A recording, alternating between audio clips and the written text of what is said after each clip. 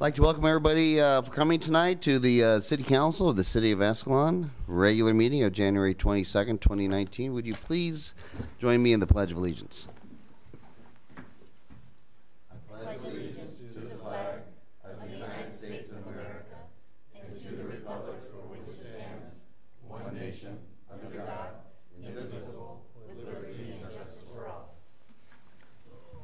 Roll call, please. Councilmember Kremick? Here. Councilmember Merkin? Here. Sorry. Councilmember Legero? Here. Mayor Pro Tem Alves? Here. Mayor Swift? Here. And to start out this evening, we have a proclamation. Doesn't look like at the moment that anybody's here from the Women's Center Youth and Family Services, so I'm going to read the proclamation. If they do come in a little bit, then I'll make sure that they get this proclamation and we'll see if they have anything to add to it.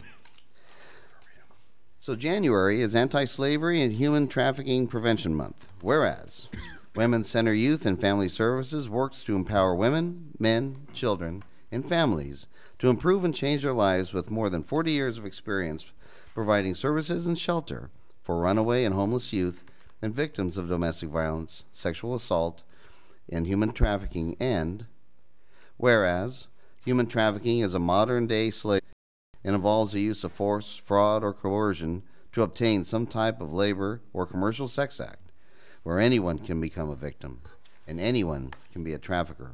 And whereas in 2017, San Joaquin County District Attorney's Office charged 9 cases involving violations of Penal Code Section 236.1, human trafficking, and Women's Center Youth and Family Services advocates provided support to 40 human trafficking victims and 30 commercially sexually exploited children during its fiscal year from July 1st, 2017 to June 30th, 2018. And whereas working together with the Human Trafficking Task Force, the community, law enforcement, and other agencies, we can help victims find safety and resources to heal from the unspeakable abuse they suffered at the hands of traffickers.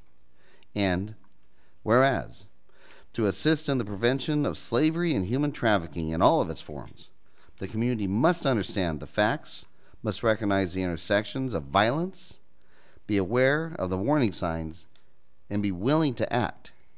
And whereas the City of Escalon supports the efforts of Women's Center Youth and Family Services, who are working diligently to increase public awareness, advocate on behalf of the victims, to provide a safe place, healing, and resources to move forward.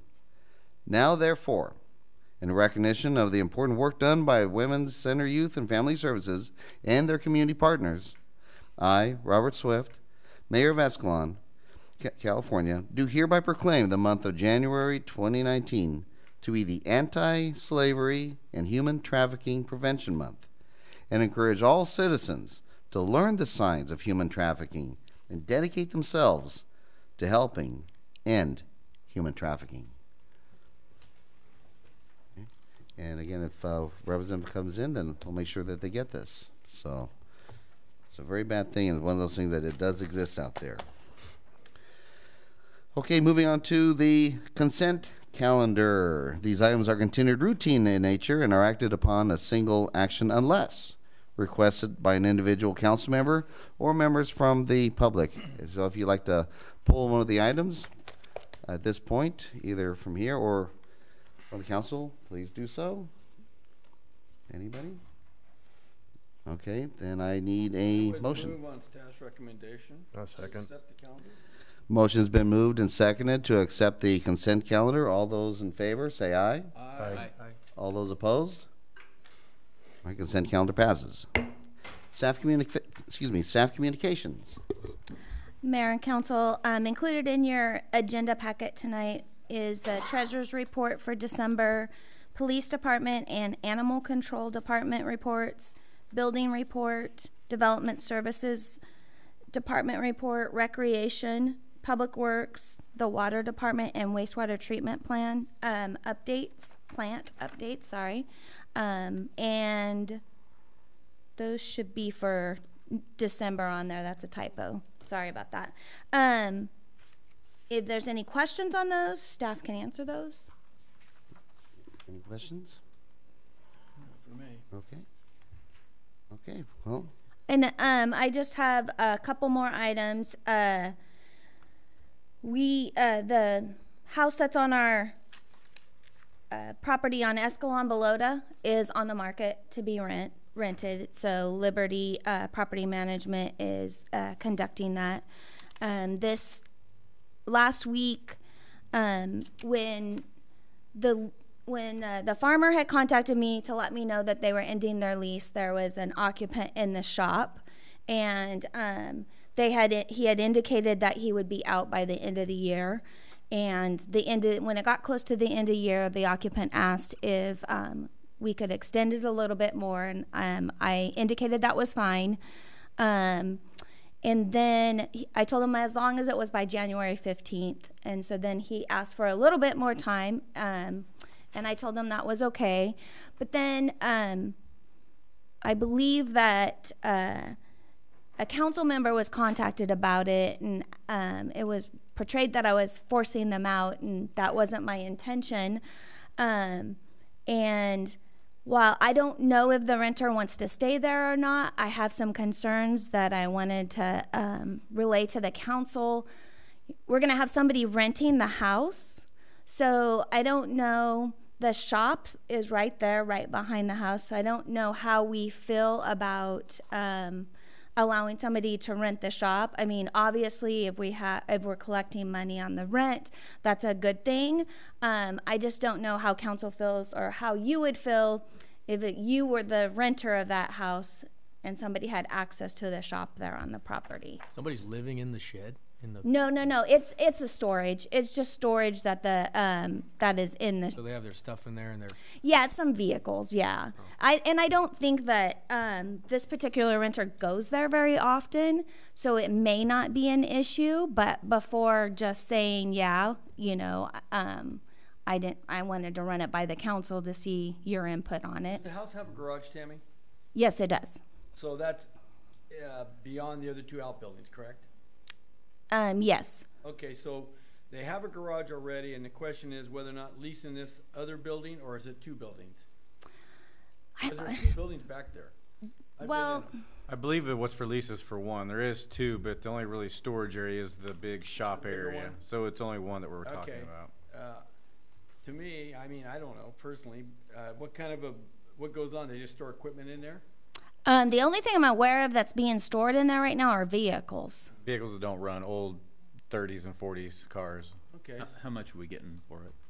$200. And with the property management taking over to rent the house, do they So- think it's all one?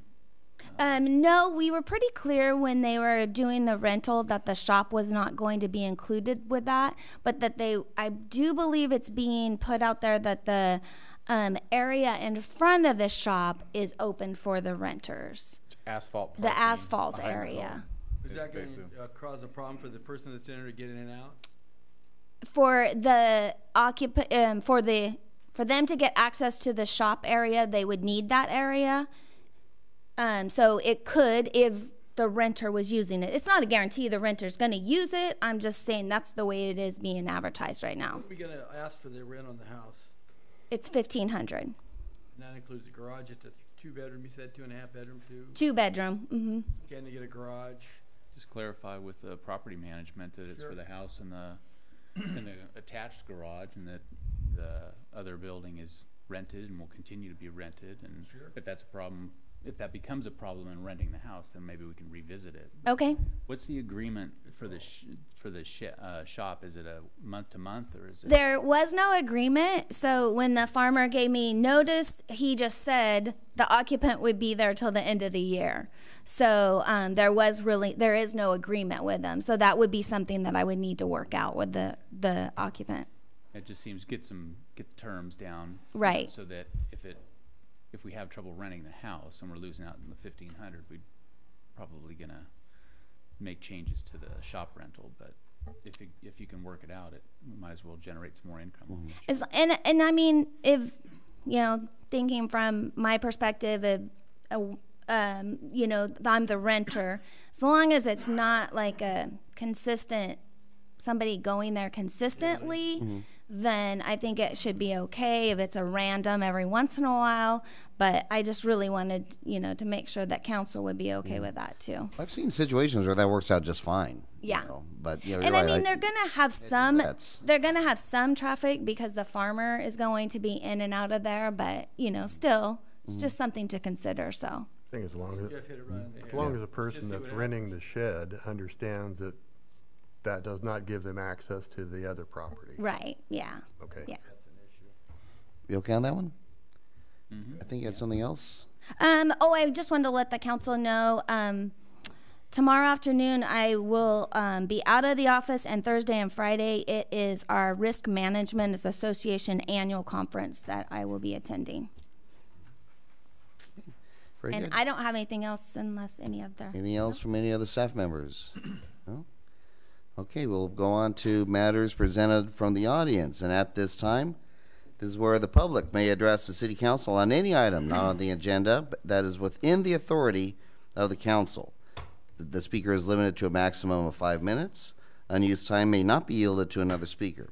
The determination of whether an item is within the authority of the council is a discretionary decision made by the mayor. The reason I read that is just to make sure that whatever we talk about is in somewhat germane to things that we can actually do something about. So don't complain about the Saints call at the end of the game. We can't do anything about that. Anyway, who'd like to come up and say something, please? Nick Bavaro, live on Darlene. I have some concerns with a couple items, but I'm going to start with the roadways to start with. So, of course, we go down Clow Road. Clow Road's part of it is county and part of it is city. Jones Road is the same thing. Part of it is county, part of it is city. The lines on Clow Road haven't been painted since the blacktop was put down. So, and we have heavy truck traffic down that road because of Eckerd Frozen Foods. And when you're coming down the road and you can't see a lane and it's foggy or whatever it is, I think we should have enough funds to in our budget to restripe these roads. I don't think it's that big of an item. The other one that really concerns me is McHenry and 120 on the south side. That turn lane, the other two lanes have no stripes left in them. And I mean, you really don't know where in the hell you're at. I think those things need to be addressed and they need to be looked at. The other thing is on the corner of Clow, the corner of Jones, all those corners of the roads are all tore out, and you got 53-foot trailers turning on those, and you got big old dips on all those corners. Somebody went and dumped a load of gravel at the corner of Jones and McHenry, which now you take off from there in that corner, and all you do is spin rocks. So, I mean, these things, and that's been like that for a while. So I think somebody needs to look at this stuff. And the other thing is, McHenry Avenue from Ace Hardware headed south could use a little crack sealer in it instead of letting it just go to hell. And, big chunks of the road coming out. So, why don't we start looking at addressing some of this stuff before it gets really bad and it costs a lot of money to fix. So that's one thing. And then I wanted to ask Chief Borges about the break-ins this last week at Marval and at Escalon Feed, I guess twice at Escalon Feed this week. Yep. Yeah. We wear them. They seem to be entering from behind the coming in off of Hogan. We've reviewed videos. Can't see anything on the cameras. Have some suspects in mind that we've been running into in that area that we're trying to develop information on. But the one behind Marvell was unfortunately an unlocked vehicle that they entered after cutting the gate, lock off of a gate to get. So they didn't get in the store? Nope. Oh, okay. Okay. No, they entered a unlocked vehicle that was parked behind it. Okay. Well, that's and way different. Yeah, but it's problematic because of the loss for that person, unfortunately. But I don't know why you would have as much merchandise you had and not lock your vehicle. Even behind a locked gate, you would still lock your vehicle. But yeah, the ones at Escalon Feed are on our radar, and we're trying to find out who's doing it. But one of the items, one of the break-ins, whoever broke into the vehicle, tried to steal it, actually wiped it down. So left nothing behind.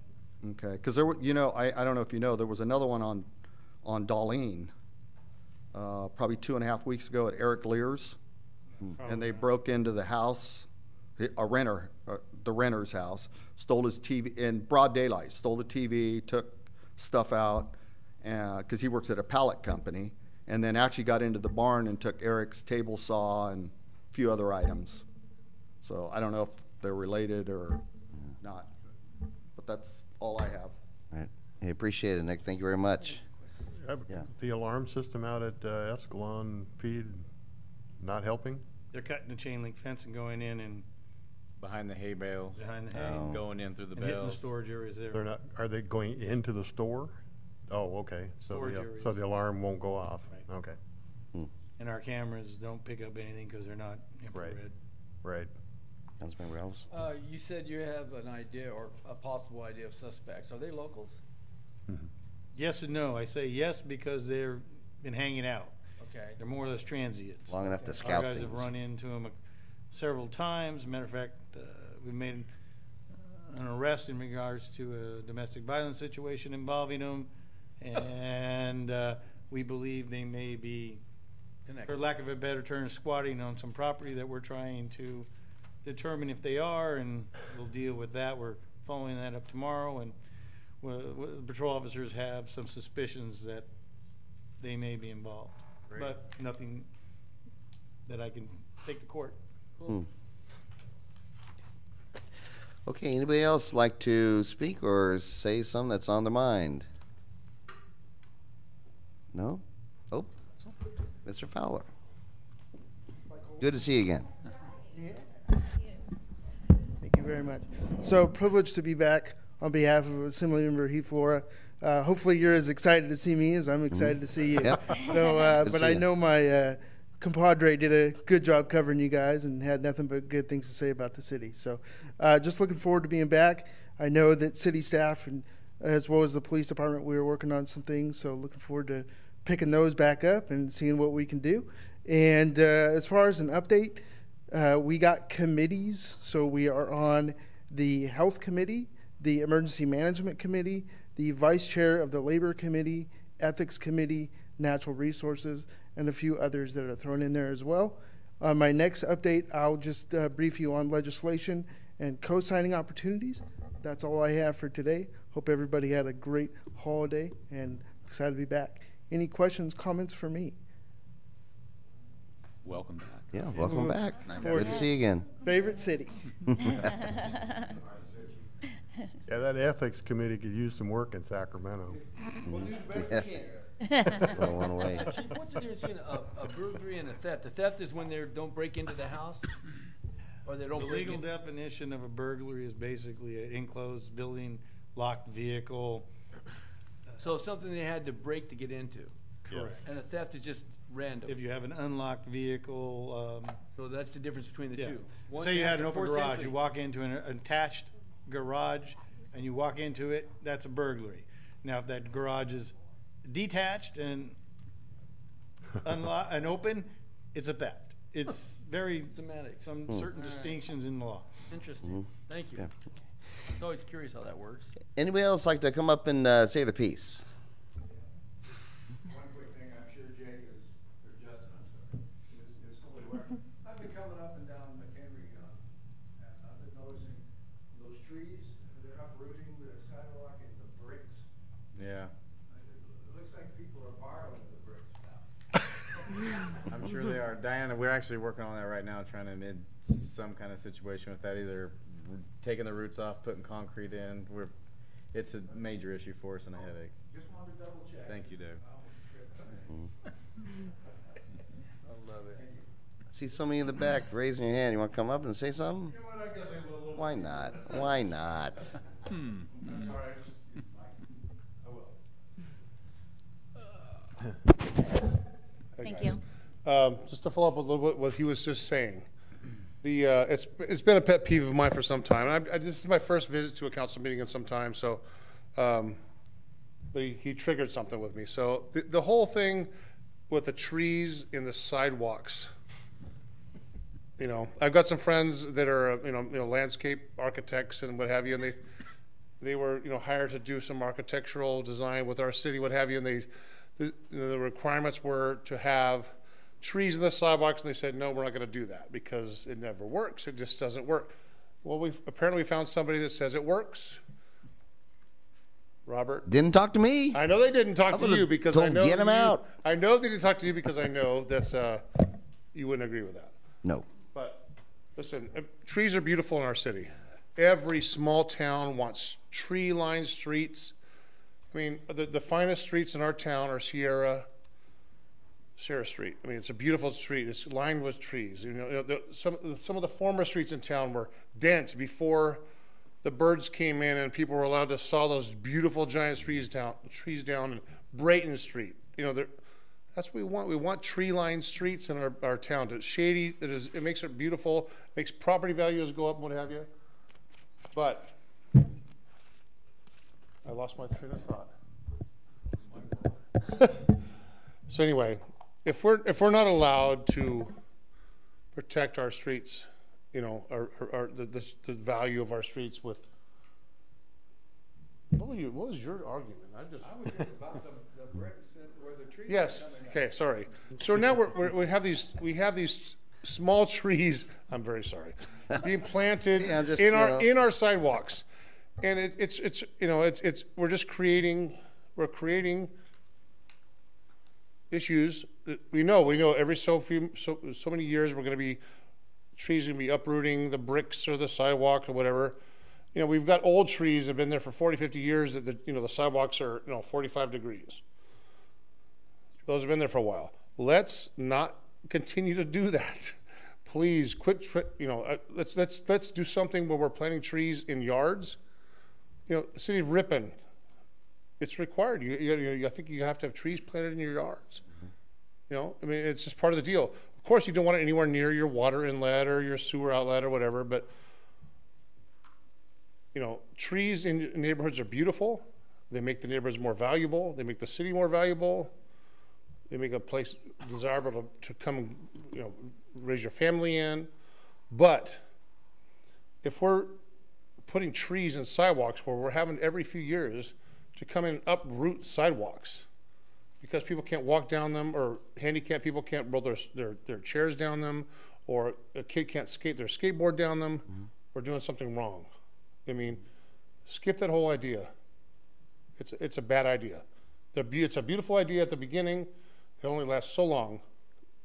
Get rid of it. Figure out something viable. Put the trees off the street and make it required. You know, if you know, I don't know how you could do that. I don't know how other the cities do it. But not every city requires beautiful trees to be planted in the sidewalks.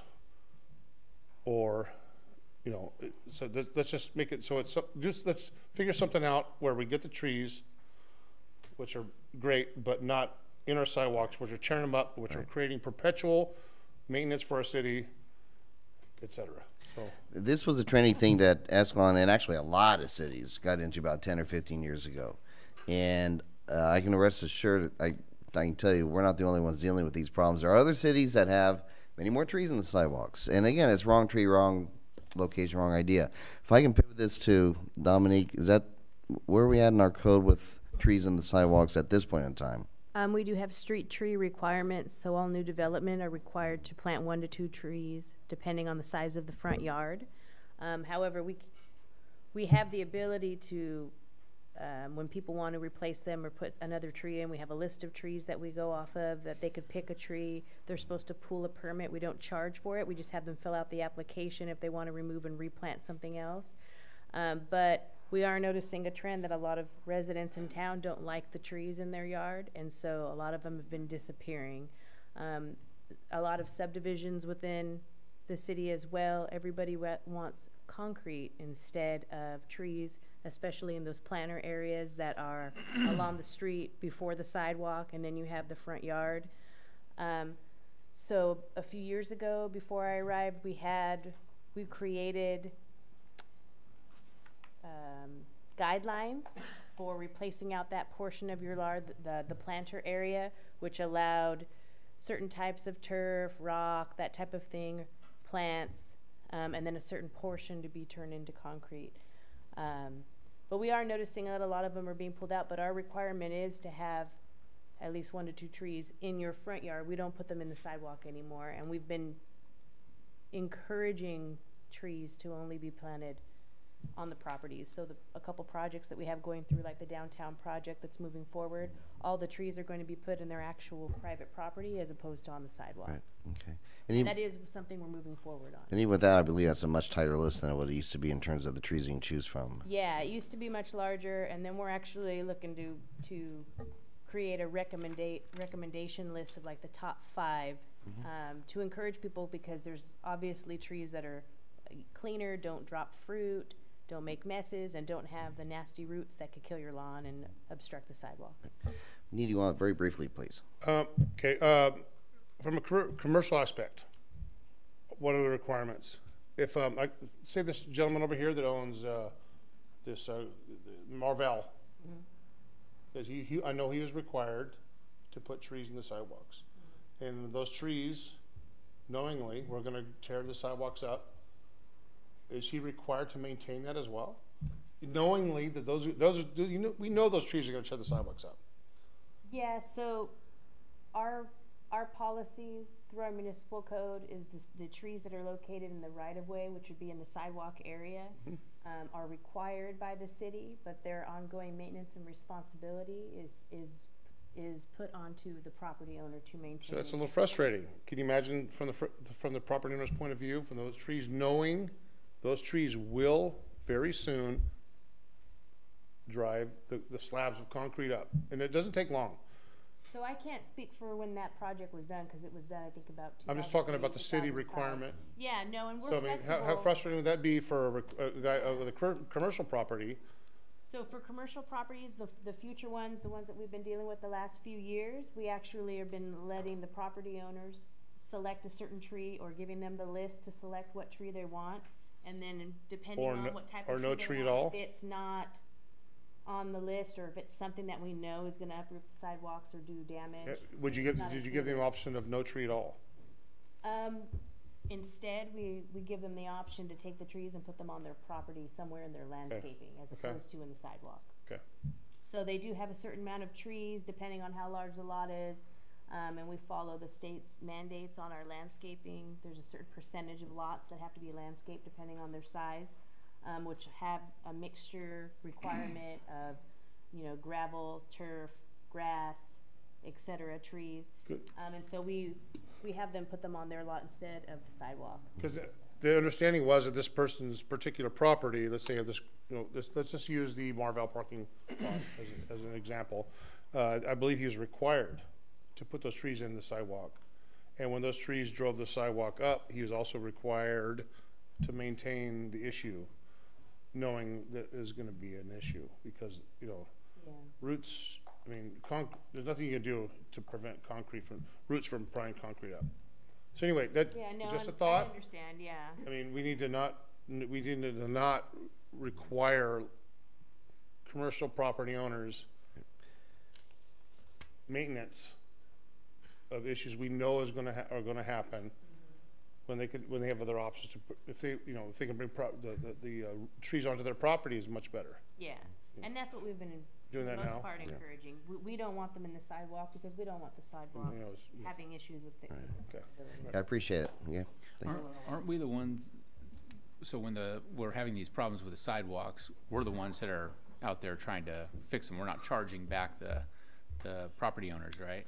We haven't been. No, especially the ones on the main thoroughway. Right. We've been actually the ones that went out there and did the bricks and. We mitigated it the best we could, but the bottom line in all this stuff is, the onus is on the property owner to maintain something that's not maintainable. That's number one. Number two, there are better ways to deal with this in terms of how you irrigate your tree. You can put down a deep rooting irrigation system, which will help, not always control, but will help how the tree grows. And the other thing you can do is they build containers for the trees that surrounds the tree when it's planted to force the roots down 3 to 4 feet. And they might work. Well, I don't know if they work or not because I'm not an expert. I'm just telling you what I read. And in some cases, they've said it does work. Now, he may argue differently. He may be a tree expert. I'm not sure. But I can tell you what I've read. And he is an expert, so he might know more. But the point is, it is a burden, and it's something we should address. Now, years ago, I brought up the fact that you can actually buy trees. They're not real. And everybody laughed and scoffed and all that. That's fine. But you can buy metal trees that look pretty damn good. And it would give you the landscaping and shade, and you can install lighting in them and speakers. Something to think about. I do remember you bringing that up, and we've discussed artificial trees. Yeah, I in mean, there. what the heck? I think cost is the biggest thing. A lot of people that are doing projects, if they've got to put 7 or 8 or 10 trees in, the cost adds up for them. So I would still like to know what they cost, out of curiosity. it's definitely an option. Yeah. Mr. Blanco. Walt last meeting wanted me to check about the American Legion. We had any Purple Heart members. Well, we have one, and he lives out in the country.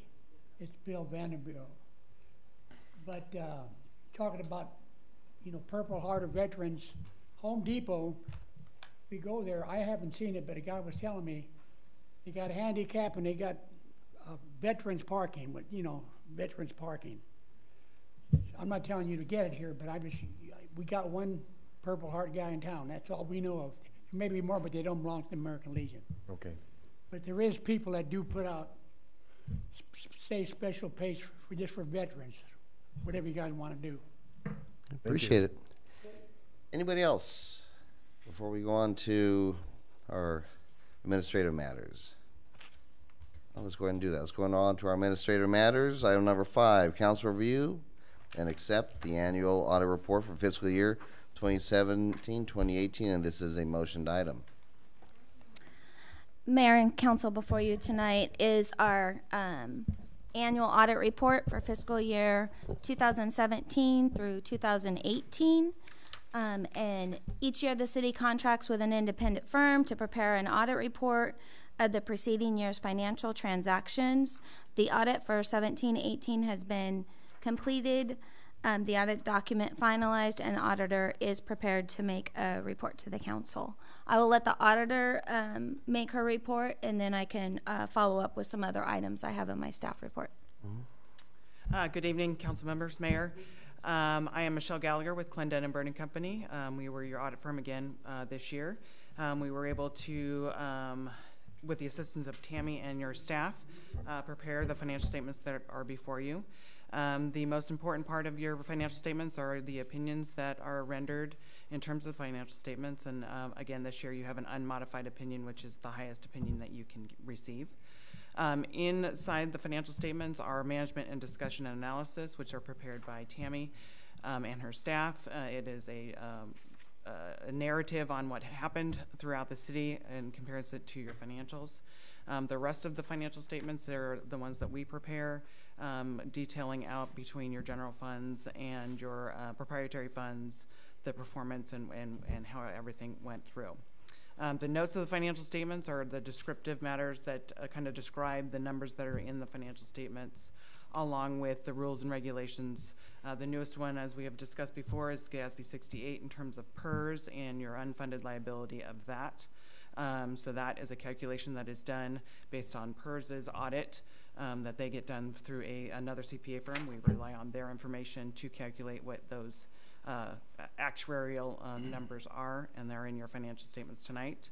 The last part of your, well, there's 2 more parts. There's the required supplemental information, which is more details on the PERS information. It's more of a cumulative reporting year to year on your portions of your unfunded liability. The last part of your report are just the details of all of your smaller funds, your income statements and balance sheets. And then the last reports that are in the back are we are required for governmental accounting to do what's called an internal control and compliance report. This is where we would be reporting any issues in terms of internal controls, in terms of material misstatement or significant deficiencies if there wasn't things in place that will help prevent errors, omissions, and fraud. In there are no findings. It is another unmodified opinions. The letter just has to be there. There's probably one sentence in there that you care about. And the second letter is the same thing, but it's for the Transportation Act. And so that's also an unmodified opinion. We had a workshop between 6 and about 6:45 this evening, and several of you joined us on the workshop. We had a lot of great questions, a lot of good concerns that were answered. Michelle, again, thank you very much for coming to that workshop. You're welcome. It has been about an hour ago, so my question now is, does anybody who was here then have any additional questions that they've been ruminating on, or any of the members from the public that have arrived at 7? Do you have any questions regarding the audit? Okay, sounds good. All right.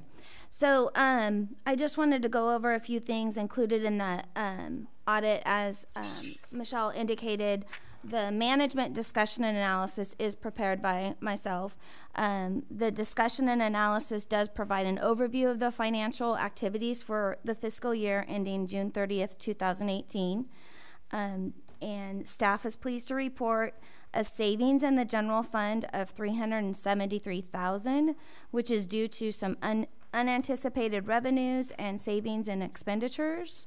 At the council meeting of February 20th, 2018, staff presented the 2017-18 mid-year budget that projected a deficit of $148,000, and this included the operating deficit, the equipment reserve, purchases, debt service reserve, and CalPERS unfunded reserve. With the ending surplus, the general fund reserve balance is now almost 3.9 million, which includes non-spendable of $627,000. $627,000 of non-spendable is basically outstanding loans that are due to the fund, so it's not actually monies that we have. Operating budget reserve is at 2.1 million, equipment reserve at 195,000, debt service reserve is at 700,000, and we currently have 80,000 in our CalPERS unfunded liability reserve, and an undesignated amount of 133,000. So in fiscal year 17-18, there was an additional loan receivable for the sale of the downtown properties of $143,000. This loan is an interest-only payment for 3 years with a balloon payment at the end.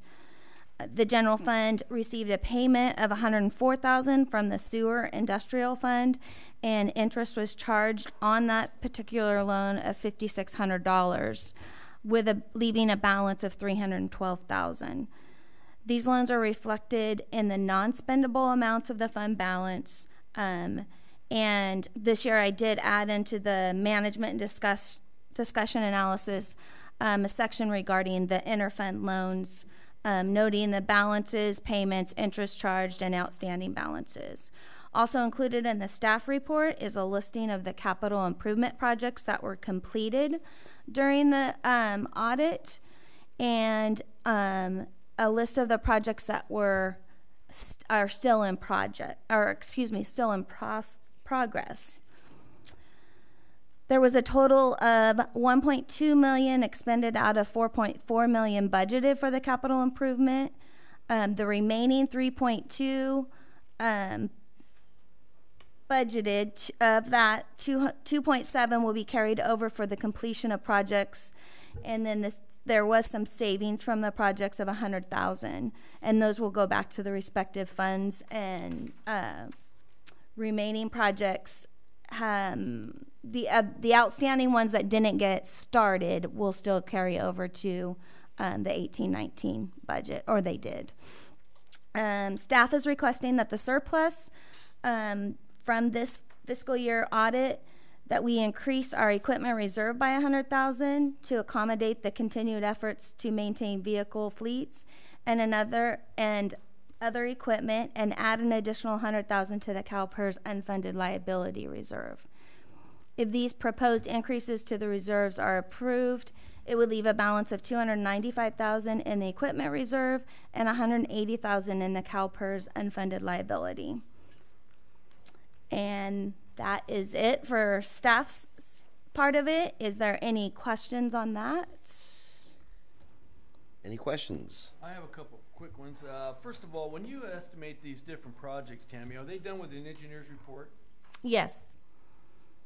How could they be so far off? Which? Well, for example, there's one here estimated the budget was $758,000, and what's it said? Is that for the Measure K? And does that go to the Escalon Avenue reconstruction? How does that work?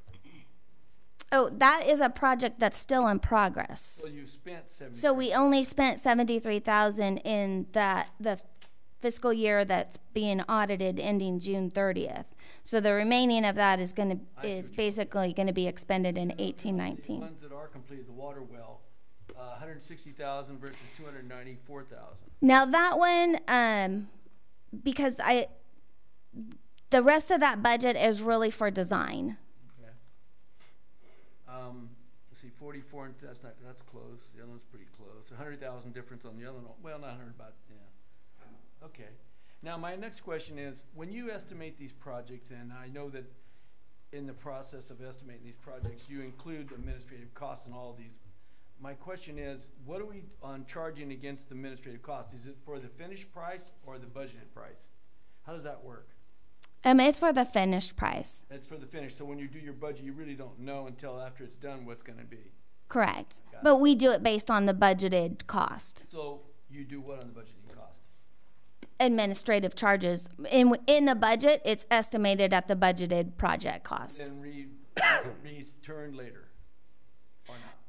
So it's figured into the budget based on the project cost. It's not taken from the fund until the project is completed. So the actual work is done. Cost of the project. Mm-hmm. Okay. All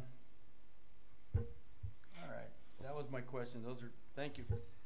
You're welcome. I think it might be confusing you. You're looking at a bunch of government projects and they're all done under budget.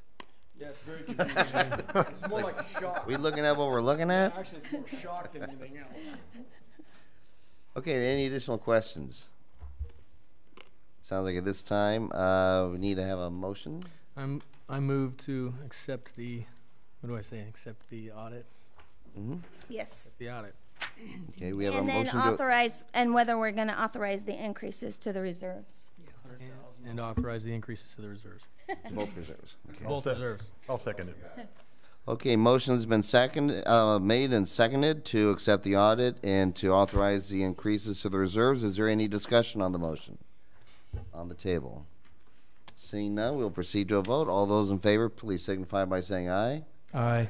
All those opposed? All right, none. Motion passes. Council communications. Thank you, Michelle.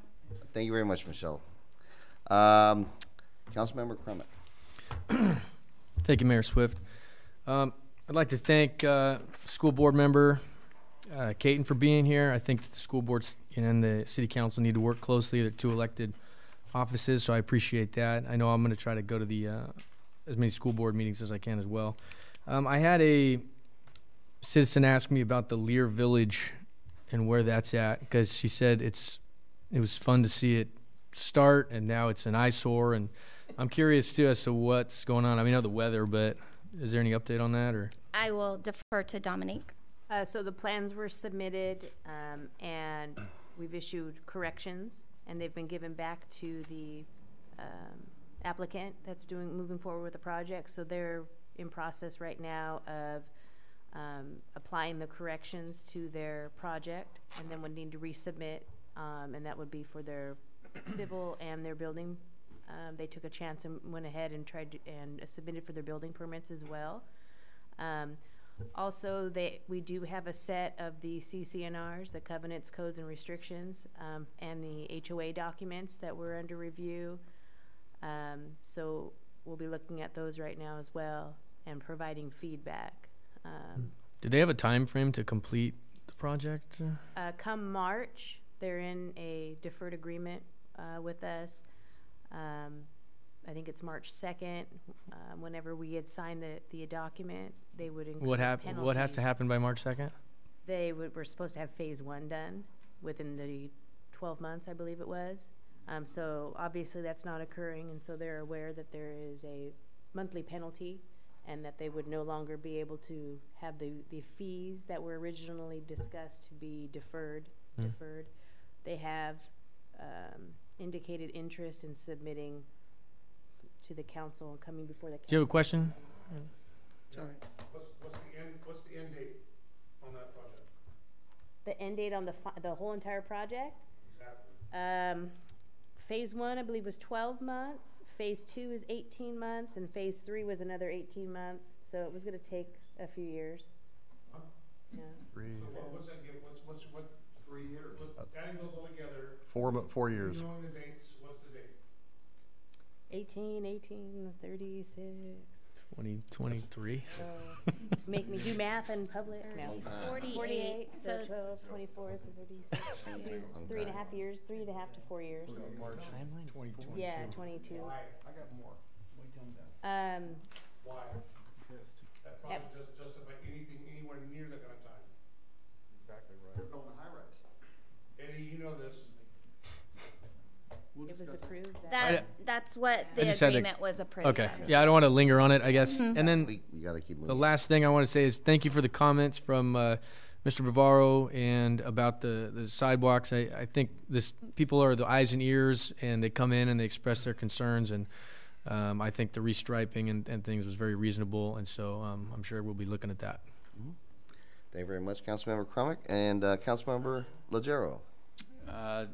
The tree issue that Steve brought up, that's been ongoing for quite a while, and I know that probably 8 or 10 years ago when Art Sipman was still with us, the whole discussion about tearing those trees out and starting over came up, and there was quite an outcry about removing the trees. So the policies have changed, so we don't do that again. It's a terrible idea to shove a tree that gets 4 foot around in a 3 foot hole.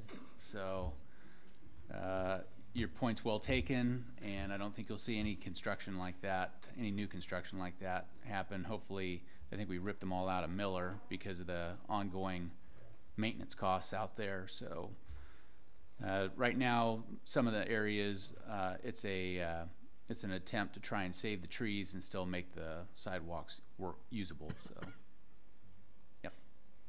I might follow up. I know Main Street's, it's the center of our town. It's the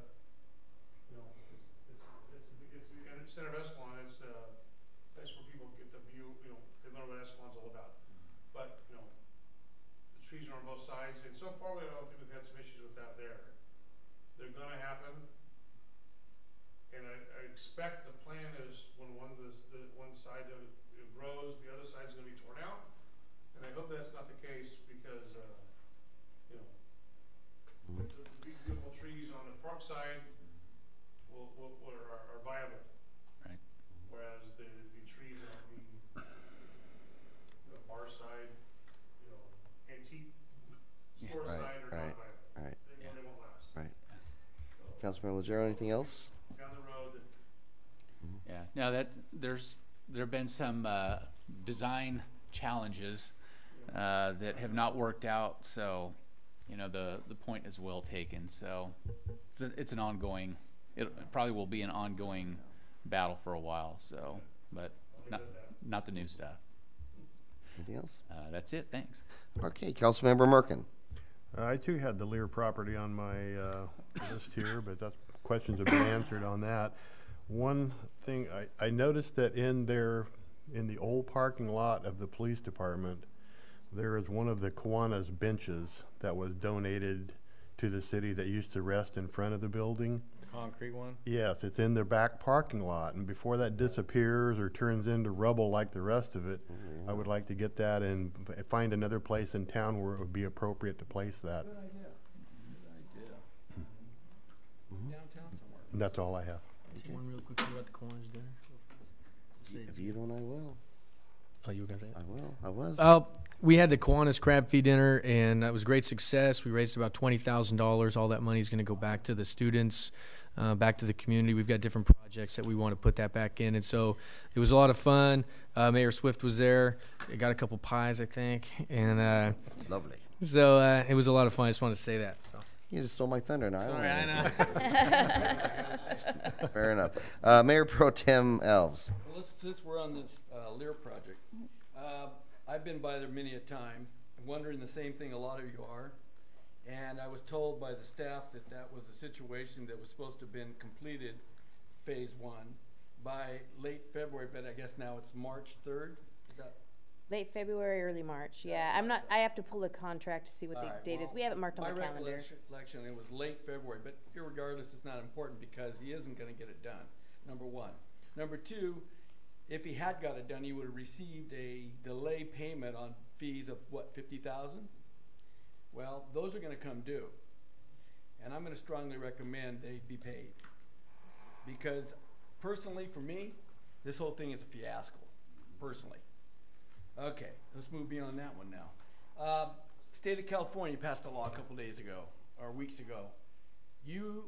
We cannot protect our cities from pot being brought into our town because somebody decided to buy it and they can deliver it here now. We have no way to prevent that. Correct. Just to give you a little heads up here what we're dealing with. Okay, so keeping in mind that that's going to be the case, we may rethink some of our attitudes around here in terms of whether or not we want to be abused when we could probably do the same thing and keep those guys out and at least have some control. So something to bounce around and think about. Not advocating anything, just open up your brains and start thinking about the options here. All right, next thing. I watched an article on the TV, Roseville was showing their drone in action. I was thrilled. And they showed how it was used for surveillance and traffic and stuff, and I was asking the chief whether or not we're going to be able to do that, and he assures me we will be able to because, I don't know why, but my understanding was we couldn't, but I guess if you go to the FAA, they give you permission now to do that. Is that how that works? It was specifically under the FAA that we had to use it for specific, because of the threat of surveillance, Big Brother watching, use a better term. Sure. That's why we were limited in what our uses are. But we can. We have to be specific in our use. Okay, but we can. Even so, there still have to be specific in the use. All right. How about bad guys? All right. The tree thing over on Sanchez Park. As you turn down, going down Carrigan, you turn right and you go on Sanchez on Tokay. Your immediate left at the start of the park, there's a tree, a big redwood, that's lifting up the sidewalk. Maybe we can cut that root before it does the lift. Just a thought. By the well? Yes. And we should review all the parks that have trees, and if we see that occurring, let's be proactive and maybe we can stop a lot of that uplifting because we have it everywhere. But if we go out there and snip some of those, maybe we can kill that. All right, that's off the list. Sidewalks off the list. Road maintenance. A couple years ago, the city did Sanchez with that black tar in the cracks and did a wonderful job, and the road looks great still right now. My recommendation is we look into this springtime doing the rest of them, or as many as we can do, because it extends the life and saves us money from repaving as much as possible. It's going to happen inevitably, but maybe we could prolong it. Just something to think about. Maybe you could identify some of those roads. Roseville. Savings, I did that. How did it work? I did that. Okay, we're down to our meeting of the community. Have we picked a date yet? No, I got some of the topics based on the council's list together, and then I will be emailing those out for review and finalize that. So are we going to project a date here? Do you think that's possible? Tonight. Why not? Because, again, I want to know what's on the list to be able to know what to prepare for. Well, let me ask you this. What do you think you're going to be preparing for? Because my idea of this meeting was to have some easels out in public with these ideas that came up from the council posted, and that we'd have crowd that would be in a lobby environment that would walk around and visit the easels and get an idea what this council is thinking. At the same time, have another easel that is empty and have them put some of their ideas on that, and then when we were done, we'd sit down and have a little meeting and discuss what it is we saw and what we think. And to me, that doesn't seem that it's going to take an enormous amount of preparation for us. So again, why can't we have the meeting sooner? Well, that information had not been relayed to me to understand the context of the meeting. Okay. I thought at the last meeting we had discussed about finding out information about a bond or sales tax information. We'll never have that information in time to have a meeting. That's gonna take some serious research to have accurate information to give these people in terms of a bond. I don't see where that's gonna be possible in that short period. If we want to have the meeting in the middle of the year, we could probably do it. I don't wanna wait till the middle of the year. I'd like to have this meeting before the end of February. So when we originally talked about the community meeting, we had talked about April. So it hadn't been put on my, to do it. So We talked about this meeting back in August of last year. And we talked about it periodically during that time to now. And the idea was to have it at the first of the year, to start off the first of the year with some sort of direction. So this council will get on board and move forward in planning the future of this community.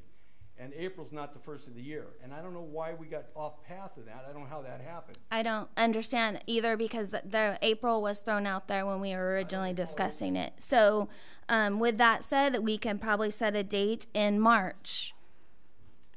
Well, March is running it pretty late because that's after the budget. And what I wanted is before It's the not budget. after the budget. When's the budget? The budget doesn't come to you guys until late May or early June. So March, early March. You mean that one, or you mean the mid-year Yeah. budget? Yeah. You mean the mid-year budget or the actual budget? The actual budget. The new budget coming up.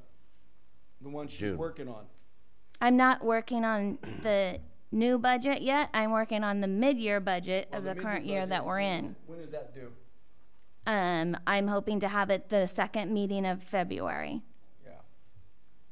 Yeah, I was hoping to have some input before that, but that's interesting. All right, well, if we're going to go to beginning of March, let's do the beginning of March. But let's get Do you this thing- want to hold it on a regular council meeting night? Myself and Councilman Pete there talked about that, and we were thinking probably not. We thought maybe a Wednesday night. To be perfectly fair, I talked to Tammy and I thought we could have one here since we're all here already. But talking with Ed, putting it in a different kind of environment, if it's at the community center, we could have these easels kind of set up and his vision for it, which I support, and I think a lot of people do, is getting some feedback in a different environment. And so I do support this meeting being held at maybe a different venue at the community center where people could walk around and mingle. So if we can find a time to do that, I think that would be a good idea. I'd like to have a more relaxed environment. I want people to feel comfortable. This is their opportunity to help us figure out the future of this town. And if 20 people show up, 20 people show up. But if we do it properly and we put it out in the water bill and a couple flyers and a few other places, I think we'll get a few people there. And I think it's a golden opportunity to let the town have a little more insight on what we're going to do in the future, because there's coming some changes here. We're going to go through some changes in this community. We have some issues that are really critical to the future of this town. The park, the bond for the park, if you do a bond, growth, whether we're going to grow or not. Our water issues are big. Our infrastructure is big. These things should be addressed by all of the community, not just a few people. As many people as we can get involved is better, just because I think it's a community concern for everyone, not just a few people. So again, if we can pick that date, that would be great. Well, Take the a stab at the first- first or second Wednesday of March. Well, the first Wednesday of March is a Recreation Commission meeting, so it wouldn't be a good night to do it. So it would have to be the second Wednesday, which is the 13th. Let's do that. What days? Hey, do it earlier though. Don't do it at 7 o'clock. Do it earlier so these people kind of show Well, up. one of the problems is you don't want to get it too early because people want. I'm not saying too early, but maybe 6 o'clock instead of 7 o'clock. 6 is fine. Will you just plan in the next council meeting? No. I don't know. Anyway, so 6 o'clock sounds reasonable to me. Is there any objection up here to that? Let's do that. 6 o'clock, 6 Wednesday the o'clock on 13th. Well, and I will also say you said something about putting this in the Water bill. water bill. Well, the next water bill doesn't go out till March 1st. Excuse me, we're still Hey in guys, a meeting. hold tight, hold tight. March 1st. So the next water bill doesn't go out till March 1st. So Well, then we'll just have to. March 13th be okay though, no? I'm just letting you guys know that it doesn't go out till March 1st. So That's it's fine. not That going to gives be them out there. That's plenty. And then we can also post it on our electronic board Yeah, of course, and on our Facebook. and our Facebook and also on our homepage. And I think we do that. I think we're good. I know it's a little bit of a confusing, but at the same time, it's gotta move forward. It can't just keep lingering, we gotta boom, do it. So, I think with something like this, maybe if you want to even get a better response, maybe you do an additional advertising to get people there. and how would you do that? Well, there's a lot Well, of I different can ways. reach out to Marge and ask Marge That's to another do idea. something. Do the paper, you could do, Yeah, you're gonna have to probably push it any way we can. And if you guys, and by the way, thank you guys for getting your suggestions in as what you feel is important to Tammy. I appreciate Well, there's that. plenty Looks more. like everybody did. And I'm sorry, did we set the time at 6 p.m.? 6, Oh, I think, six. was suggested. Okay. And one final thing I have left on my list here is, I've been molding the idea of what to do with our 7.1 acres, and I've been thinking, and I know we have different ideas and different concerns about that property out there, but one of the ideas I want to bounce around is a solar plant.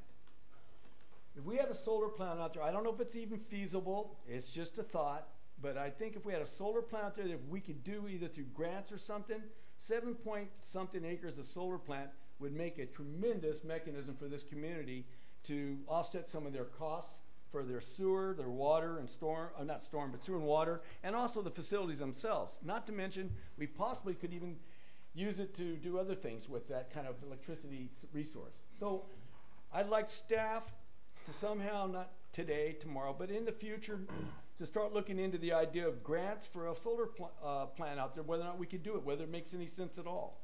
Because I think if we got a solar plant out there and it made enough electricity, we would have a winner. We have the 7.5 acres. Nobody really wants that land out there. It's by the railroad tracks. It's dusty. There's no sewer out there. But if we put the solar plant out there and we could connect into the grid, we could help offset some costs in the city. Not to mention, maybe we could even set up a couple plants for cars to charge their batteries. I mean, I don't know. It's just some kind of a forward way of thinking about it. So I know that when we had explored doing solar previously, they didn't allow you to feed into the grid to cover other areas. Well, not cover other areas. We get credit for this. They don't allow that. So the way that I think there is a process. If you're going to do the 7 acres, you have to approach it differently. But when we were looking at it, it was like we were looking at our storm basin behind Marvell and doing it there. Right. But they would only cover meters that are associated directly where the panels are. Interesting. See, I don't know if that's how that works, but we can look into that and confirm what you think, and then, or not, we'll see what else there is. It won't work, Eddie. Well, Number one is you don't have a transmission line there. Number two is exactly what Tammy said. If it's not an adjacent piece with a meter on it, it won't work. And by the way, with PG&E right now, I wouldn't touch it. You need to think about putting it out. Well, maybe we could start our own utility.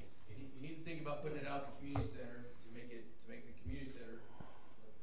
Okay, I'm done. Right. Thank you. Well, that's going to, real soon we're going to want to talk, Nick, with you guys to see how your experience has gone so far, okay? And we'll be communicating with you guys to see how your experience has gone so far. So, yeah, good. Hey, a couple things real quick, and this will be it for the evening. Gracie. Oh, yes, Gracie. Isn't the date for the accordion club on that Wednesday? You could be right. I don't have that calendar in front of me, but you could be right. Thank you. So I don't know that March 13 is going to work. Yeah. Well, maybe we can get them to. There too. Huh? Do it on that month, on the first Wednesday of the month when rec is, and just have them there too. It's a recreation commission meeting, so I mean, You want to have that. yeah, it's they're not going to go hand in hand. Well, maybe we can get the accordion company to either postpone or bump it. Why don't we all see if they'll do that? Don't they perform? They can perform, yeah. Open it up for us. I mean, we can give Okay, I'll have to check the calendar. Thank you, Gracie, for mentioning that. Yeah, appreciate it. We give them that. Don't we allow them not to use that thing? Well, They pay some. Mhm. They pay. I think they'll be flexible. Let's check it out. You guys will work it out, right? Okay. Okay, date-wise, without upsetting too many people, either way. Okay. A couple more things. Russell, great to see you again. I'm glad to see the representation from Assembly Member Flores' office again. Thank you very much. And I'm just going to make this very brief, but to bounce off what Councilmember Crumick said, the Kiwanis Crab Feed, a lot of the town turned out for that. Was a big success. I understand the Sportsman's Club Crab Feed was another huge success again. It amazes me how a small town like this, so many people can go to so many events and have them be huge successes all at the same time. I know we have a couple dinners next weekend, including the Sobograd Tri-Tip dinner. So I have tickets if anybody needs them. this town likes to come out. This town likes to come out for its in support of its organizations, and so it's pretty special. And that's all I have for this evening. We don't like to cook. And that's all I have this evening. So at this point, I will adjourn the meeting. Thank you all for coming. We really like crab. You almost here.